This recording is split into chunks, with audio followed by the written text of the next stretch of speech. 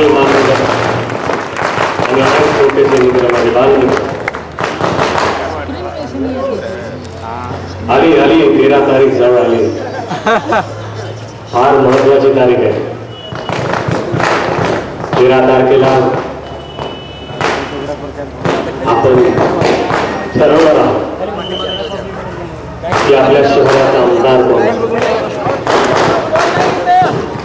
आपण ठरवणार आहोत की आपण आपलं मत हे कुणाला देणार आहोत.